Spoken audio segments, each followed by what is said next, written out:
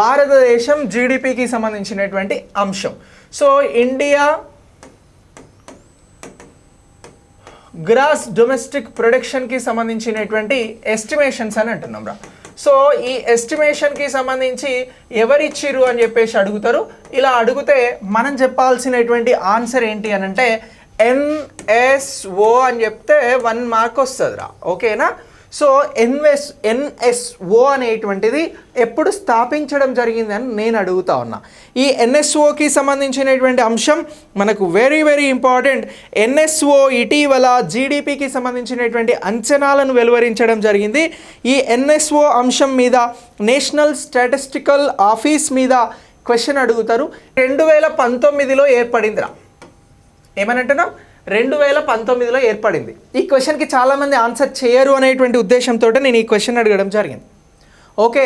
NSO national statistical office అనేది 2019లో ఏర్పాటు చేయడం జరిగింది. ఓకే. సో దీని ఏర్పాటు ఎలా జరిగింది అనేటువంటి అంశంలో మీరు ఒక క్లారిటీని తెచ్చుకోవాలి. అది చాలా చాలా ఇంపార్టెంట్ కూడా. సో మనకి ఎన్ఎస్ఎస్ఓ అని ఉండేరా. ఏముండేది? నేషనల్ శాంపిల్ సర్వే ఆఫీస్ ఉండే. ఈ నేషనల్ శాంపిల్ సర్వే ఆఫీస్ అనేది ప్రీవియస్గా ఉన్నటువంటిది ఈ ఎన్ఎస్ఎస్ఓ.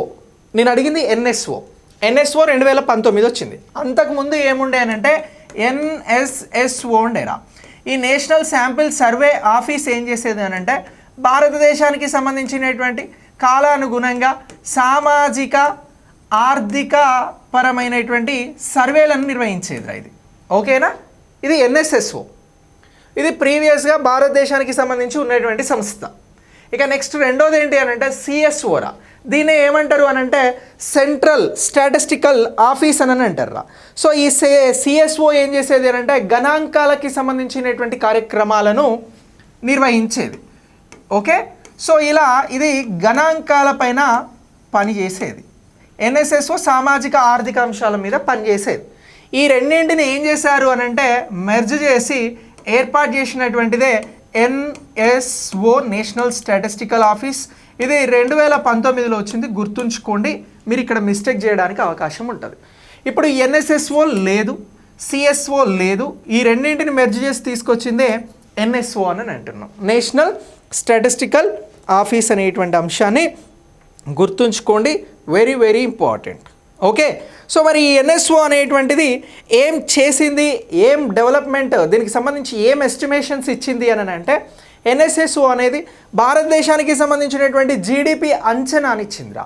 సో ఇప్పుడు భారతదేశం అనేది 2023-24 సంవత్సరానికి సంబంధించి జీడిపి ఎంత ఉంది అని అంటే 2023-24 సంవత్సరంలో జీడిపిని ఎంత అంచనాగా వేసింది? గ్రాస్ డొమెస్టిక్ ప్రొడక్షన్ అని అంటున్నాం. ఇగో దీనిని 7.3గా అంచనా వేయడం జరిగింది. Very very important.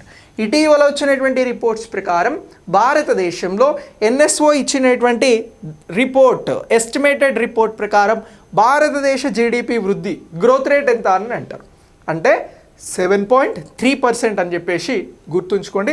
దీన్ని ప్రీవియస్గా ఎంతకు సెట్ చేసింది ఎన్ఎస్ఓ అంటే 7.2 అని అన్నది. కానీ ఇప్పుడు ఇచ్చిన లేటెస్ట్ అప్డేట్స్ ప్రకారం ఇది 7.3% ఉంటుంది అని చెప్పేసి ఎస్టిమేట్ చేయడం జరిగింది. ఇది జీడిపికి సంబంధించిన వృద్ధి గ్రోత్ అని అంటున్నాం.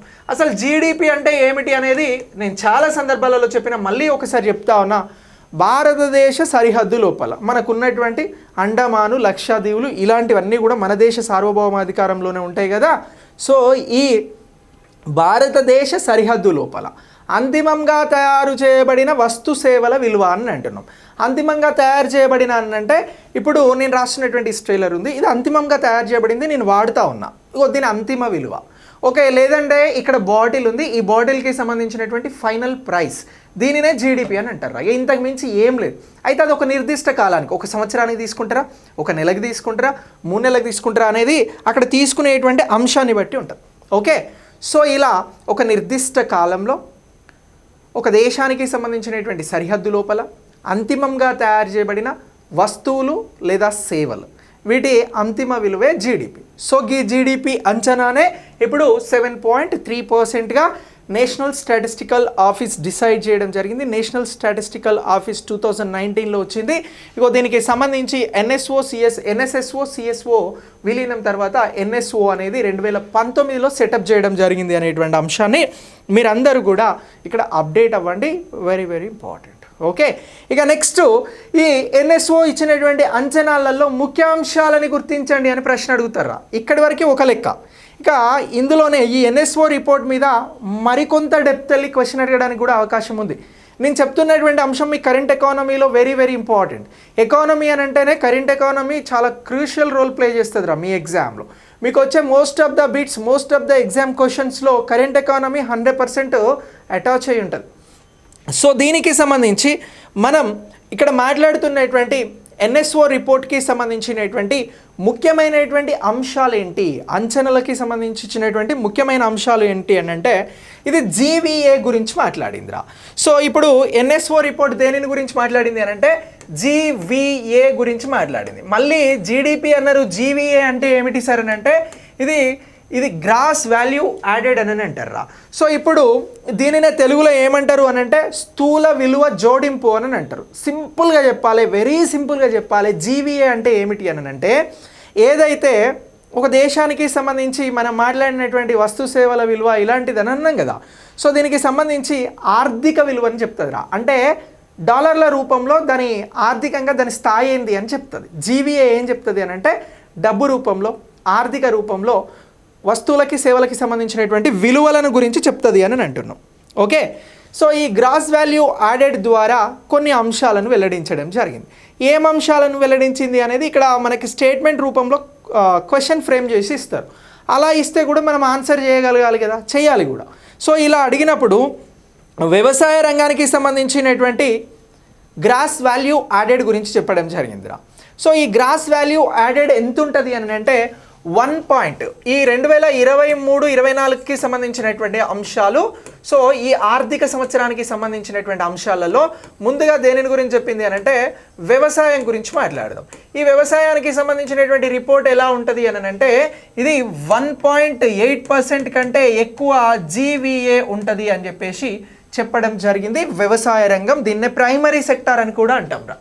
ఓకే, ఇక నెక్స్ట్ దీని తర్వాత రెండవ అంశంగా ఏం చెప్పింది అని అంటే సేవలకి సంబంధించి సర్వీస్ సెక్టార్, దీన్ని థర్డ్ సెక్టార్ అని అంటాం.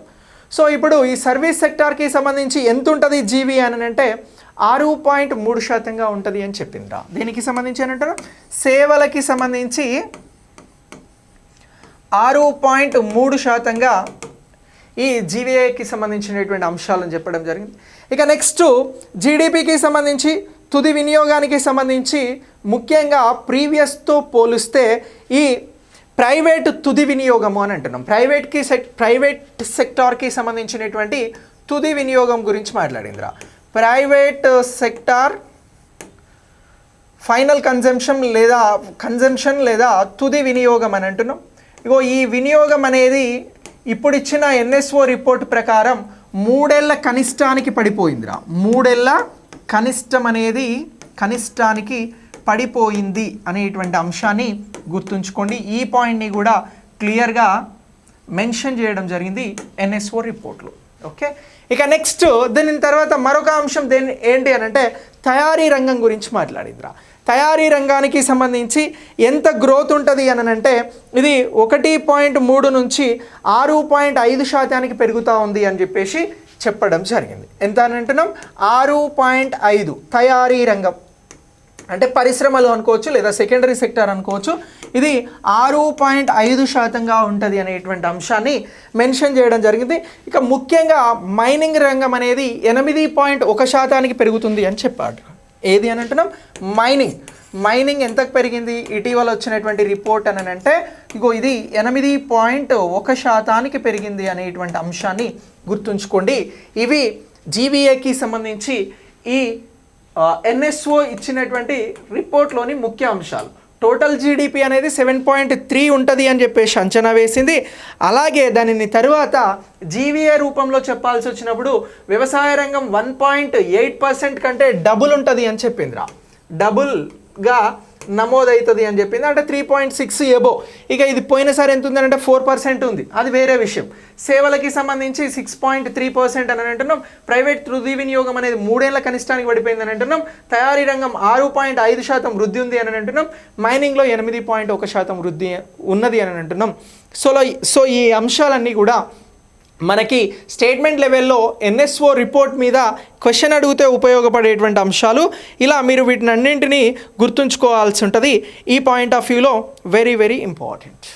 ఓకే, సో ఇది దీనికి సంబంధించినటువంటి అంశం రా. ఇక నెక్స్ట్, ఇటీవల ఐఎంఎఫ్ ఒక రిపోర్ట్ని ఇచ్చింది. ఏమని ఇచ్చింది అని అంటే నామమాత్రపు జీడిపి గురించి చెప్పిందిరా. మళ్ళీ నామమాత్రపు జీడిపి అని నేను భారత జీడిపి వృద్ధికి సంబంధించి మరొక అంశాన్ని ఇక్కడ మెన్షన్ చేస్తూ ఉన్నా. ఇది ఐఎంఎఫ్కి సంబంధించినటువంటి రిపోర్ట్. ఇప్పుడు మన భారతదేశానికి సంబంధించి నేషనల్ స్టాటిస్టికల్ ఆఫీస్ చెప్పినటువంటి రిపోర్ట్తో ప్రకారం, ఈ రిపోర్ట్కి సంబంధించినటువంటి దానితో ప్రకారం ఐఎంఎఫ్ ఇటీవల చెప్పినటువంటి ఒక అంశాన్ని మెన్షన్ చేస్తున్నా. ఐఎంఎఫ్, వరల్డ్ బ్యాంక్ లాంటివి వస్తే మీరు గుర్తుంచుకోవాలి, క్వశ్చన్స్ వస్తాయి. ఇప్పుడు ఐఎంఎఫ్ ఏం చెప్పింది అని అంటే నామమాత్రపు జీడిపి గురించి మాట్లాడడం జరిగిందిరా. దేనిని గురించి అని అంటున్నాం? నామమాత్రపు జీడిపి అని అంటున్నాం. సో దీనినే నామినల్ జీడిపి అని అంటారు. ఈ నామమాత్రపు జీడిపి అని అంటే ఏంటి అని అంటే, సో వెరీ సింపుల్ రా, ప్రస్తుత ధరల ప్రకారం, అంటే బేస్ ఇయర్స్ని కాకుండా ప్రస్తుతం ఉన్న ధరల ప్రకారం జీడిపిని లెక్కగట్టడమే నామినల్ జీడిపి లేదా నామమాత్రపు జీడిపి. ఓకే, సో ఇప్పుడు నామమాత్రపు జీడిపికి సంబంధించి అంటే ఐఎంఎఫ్ ఏం చేసింది, ప్రస్తుత లెక్కల ప్రకారం ఈ ధరలను లెక్కగట్టినప్పుడు, ప్రస్తుత ధరల ప్రకారం లెక్కగట్టినప్పుడు నామమాత్రపు జీడిపిలో భారత్ అనేది ఈ 2024కి సంబంధించి $3.5 ట్రిలియన్ ఆర్థిక వ్యవస్థను చేరుకుంటుంది అని చెప్పింది. ఎంతనంటున్నాం? నామమాత్రపు జీడిపి ప్రకారం 2024లో 3.5 ట్రిలియన్ డాలర్ల ఆర్థిక వ్యవస్థను భారత్ చేరుకుంటుంది అనేటువంటి అంశాన్ని ఇక్కడ క్లియర్గా మెన్షన్ చేయడం జరిగిందిరా. ఓకే, ఇక నెక్స్ట్ దీని తర్వాత నామమాత్రపు జీడిపి తర్వాత, సో మరి భారత ఆర్థిక వ్యవస్థ 2030 కల్లా ఎన్ని ట్రిలియన్ డాలర్ల ఆర్థిక వ్యవస్థను చేరుకుంటుంది నామమాత్రపు జీడిపి ప్రకారం, ఐఎంఎఫ్ వేసిన లెక్కల ప్రకారము అని అంటే, సో 2030 నాటికి, ఎప్పటికీ అని అంటున్నాం 2030 నాటికి నామమాత్రపు జీడిపి లెక్కల ప్రకారం 7.3 ట్రిలియన్ డాలర్స్కి సంబంధించి భారత్ అనేది చేరుకుంటుంది అని చెప్పిందిరా. భారత ఆర్థిక వ్యవస్థ ఇంతకు చేరుకుంటుంది 7.3 ట్రిలియన్ డాలర్స్ 2030 నాటికి నామమాత్రపు జీడిపి లెక్కలను బేస్ చేసుకుంటే, నామమాత్రపు జీడిపి వృద్ధి ప్రకారం. నామమాత్రపు జీడిపి అని అంటే ప్రస్తుత లెక్కల ప్రకారం, కానీ జీడిపిని లెక్క కట్టడం బేస్ ఇయర్స్ ప్రకారం కూడా జీడిపిని లెక్క కడతారు. సో ఇలా ఈ అంశాన్ని గుర్తుంచుకోవాలి, వెరీ వెరీ ఇంపార్టెంట్. ఇక్కడ నామమాత్రపు జీడిపి ప్రకారం ఇటీవల అంచనా వేసిన ఐఎంఎఫ్ రిపోర్ట్ని గుర్తించండి అని అంటారు. 2024లో ఈ లెక్కల ప్రకారం భారత ఆర్థిక వ్యవస్థ 3.5 ట్రిలియన్ డాలర్స్ను చేరుకుంటా ఉంది. ఎంతకి? 2024లో 3.5 ట్రిలియన్ డాలర్ల ఆర్థిక వ్యవస్థగా భారత ఆర్థిక వ్యవస్థ సృష్టించబడతా ఉంది నామినల్ జీడిపి ప్రకారం. ఇక నెక్స్ట్ 2030 నాటికి ఐఎంఎఫ్ లెక్కలు ఏం చెప్తా ఉన్నాయి భారత ఆర్థిక వ్యవస్థ గురించి? నామినల్ జీడిపి ప్రకారం అంటే 7.3 ట్రిలియన్ డాలర్స్గా చెప్తా ఉంది అనేటువంటి అంశం ఇక్కడ వెరీ వెరీ ఇంపార్టెంట్. ఎగ్జామ్లో క్వశ్చన్ వస్తుంది, మీరు క్లాస్ వింటా ఉన్నారు కాబట్టి 100% ఈ లెవెల్లో క్వశ్చన్ వస్తే మీరు ఆన్సర్ చేయాలి. ఓకే, సో ఇది భారతదేశానికి సంబంధించినటువంటి మరొక ముఖ్యమైనటువంటి అంశం.